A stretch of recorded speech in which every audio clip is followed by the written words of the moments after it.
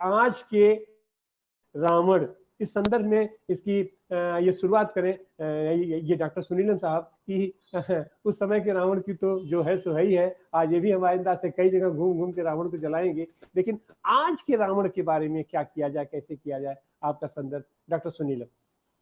Doctor सुनीलन, बहुत शुक्रिया। सभी को बहुत बहुत बधाई और मुबारकबाद विजयदशमी की। हम जो आज करना चाहते हैं वो यहाँ पर सब तरफ एक ही बात दिखलाई देती है कि असत्य पर सत्य की जीत, अधर्म पर धर्म की जीत, आसुरी शक्तियों पर जो देव की शक्तियां होती हैं उनकी जीत। इस तरीके से इस त्योहार को मनाया जाता है। इसकी जो पौराणिक जो पूरी व्याख्या है वो वैभव जी और अन्य साथी करेंगे। मैं तो ये कहना चाहता हूँ कि समाज में असल में रावण किसको माना जाता है। हालांकि मैं ये भी कहना चाहता हूँ कि रावण कहे जाने पर बहुत सारे लोगों को आपत्ति है, क्योंकि रावण को भी पूजा जाता है। इसी देश के अंदर तमाम सारे इलाके ऐसे हैं जहाँ पर रावण को पूजा जाता है, और वो ये रावण का अपमान मानते हैं कि आप पूरे देश के अंदर रावण को जलाने का काम करते हैं, और अपने आप में हिंसक एक्टिविटी है और इसलिए ये ठीक नहीं है। उसका उल्लेख करना आवश्यक था, इसलिए मैंने उल्लेख किया। लेकिन रावण का मतलब ये है कि जो समाज में जो भी कुछ शुभ है उसके खिलाफ काम करे, अशुभ के लिए वो काम करे। समाज के अंदर वो जो हम पुण्य और पाप कहते हैं वो पाप को बढ़ाने का काम करे। इस तरीके का अगर हम इसको एक वास्तविक स्वरूप के अंदर अगर देखें तो उसके अंदर जो मानवीय मूल्य हैं, जो व्यक्ति मानवीय मूल्यों के खिलाफ में काम करता है, जिनको कि हम भारत के अंदर संवैधानिक मूल्यों के साथ में जोड़ करके उसको देख सकते हैं, जिसको कि एक सारबद्ध एक तरीके से सार स्वरूप लिपिबद्ध करने का काम संविधान के अंदर किया गया है। तो ऐसे लोग जो संवैधानिक मूल्यों के खिलाफ काम करें उन्हें जो है कलयुगी रावण के तौर पे माना जा सकता है। हम लोग जब विषय तय कर रहे थे तो इसमें किस किस का नाम लिया जा सकता है, तो सबसे ज्यादा इस देश में या दुनिया में झूठ बोलने वाला अगर कोई पैदा हुआ तो वो रत्ना वोरा जी के यहाँ पर, उनके यहाँ गुजरात से पैदा हो गया।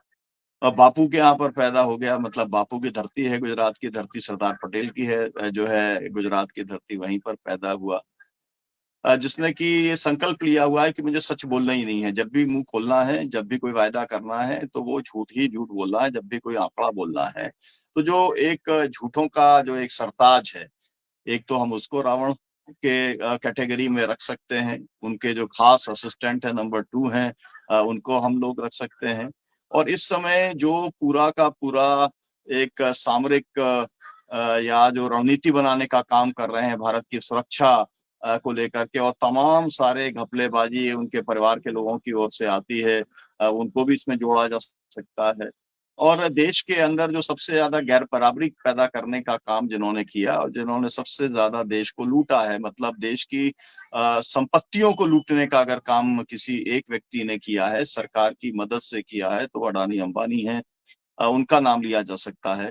फिर जो हम लोग किसान आंदोलन में रहे तो हमें रावण जो है वो अजय मिश्रा टैनी के अंदर दिखलाई पड़ता है, जिसने सरेआम किसानों की हत्याएं करवाने का काम किया, कुचलवाने का काम किया, फिर भी वो अपने पद के ऊपर बना हुआ है गृह राज्य मंत्री। हमारे को दिखलाई पड़ता है आशीराम बापू जैसे लोग दिखलाई हमें पड़ते हैं। हमें जो है ऐसे लोग दिखलाई पड़ते हैं जो कि बुलडोजर से जो है जिन्होंने हजारों लाखों लोगों को जो है उखाड़ दिया, बेघर कर दिया, केवल इसलिए कि वो किसी दूसरी धर्म को मानने वाले लोग हैं।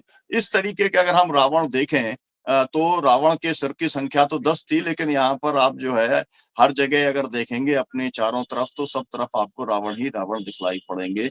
मुझे लगता है कि सबसे महत्वपूर्ण ये है कि अमृत जो है काल चल रहा है, 75 वर्ष तो हो चुके पहले ही, अब 76 77वां वर्ष शुरू हो रहा है। तो इसके अंदर भी इतने रावण मारे गए और हर साल मारे जाते हैं, हजारों की संख्या में या कहा जाए लाखों की संख्या में रावणों का दहन होता है। इसके बावजूद भी समाज के अंदर बुराई बढ़ती जा रही है, समाज के अंदर नैतिक मूल्यों का पतन होता चला जा रहा है। मतलब जो रावणी शक्ति है, जिसे आसुरी शक्ति कहते हैं, वो लगातार बढ़ती चली जा रही है। मुझको लगता है कि इसके बारे में विश्लेषण करना जरूरी है। तो हमारे जो पैनलिस्ट हैं वो इसके बारे में जरूर विश्लेषण करेंगे। मैं इसको व्यवस्था के साथ में जोड़ करके देखता हूँ। मुझे लगता है कि जिस तरीके की व्यवस्था है वो व्यवस्था के अंदर वही लोग राज कर सकते हैं जिनके अंदर असली शक्ति के का जिसे कहते हैं कि प्रताप पूरी तरीके से हो। और ये पूरी सिस्टम का एक मैं दोष के तौर पर देखता हूँ, जो कि रावणों को तो एकदम ऊपर ले जाता है।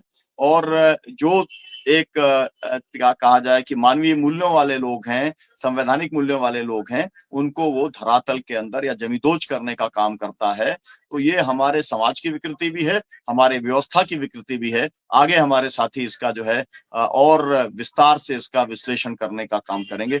बहुत शुक्रिया समय देने के लिए आपका, तिवारी जी।